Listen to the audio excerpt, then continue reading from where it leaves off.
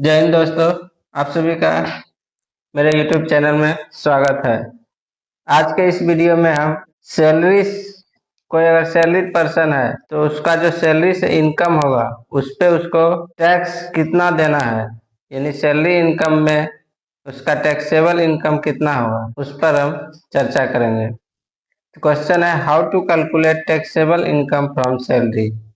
इस मतलब कि हम अगर किसी का इनकम सैलरी से है तो वह उस व्यक्ति का हम टैक्सेबल इनकम कितना होगा हम कैसे निकालेंगे। तो स्टेप फर्स्ट में हम सबसे पहले उसका टोटल इनकम डिटरमाइन करेंगे। डिटरमाइन द टोटल इनकम, पहले उस व्यक्ति का हम टोटल इनकम निकालेंगे। टोटल इनकम में क्या क्या आता है, बेसिक सैलरी कितना है पर मंथ, प्लस उसका जो उसमें डीए मिलेगा इंटू 12 मंथ्स यानी 1 साल का, प्लस उसके बाद हाउस रेंट अलाउंस उसको जितना मिलता है 12 मंथ का यानी 1 साल का हाउस रेंट। उसके अलावा को कुछ एम्प्लॉय को अदर अदर अलाउंस भी मिलता है, जैसे गिफ्ट मिलता है या बैंक में उसका पैसा जमा है तो बैंक इंटरेस्ट मिलता है या कहीं एलटीसी सब लेता है तो वो सब मिलता है। तो वो सब को इसमें जोड़ के वो उसका हो गया टोटल इनकम।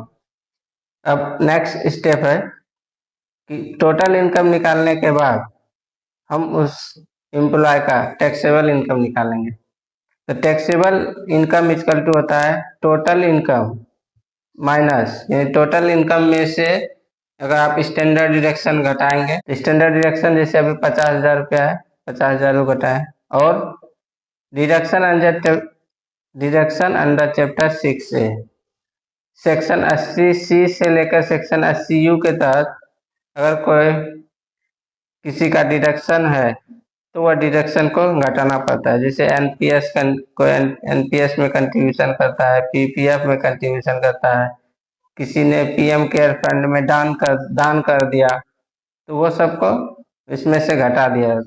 उसके अलावा घटाने के बाद जो बचता है वह पूरा नेट टैक्सेबल इनकम कहलाता है। मतलब कि पहले आप उसका टोटल इनकम निकाल लेंगे।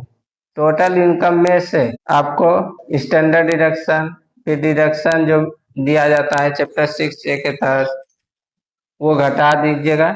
उसके बाद जो भी इनकम बचेगा वह उस व्यक्ति का नेट टैक्सेबल होगा और उस इनकम पर उसे टैक्स पेमेंट करना पड़ेगा। जो भी टैक्स स्लैब के अनुसार से जितना भी टैक्स बनेगा उसे टैक्स देना पड़ेगा। तो आप लोगों को मेरा वीडियो कैसा लगता है कमेंट करके जरूर बताएं। जय हिंद।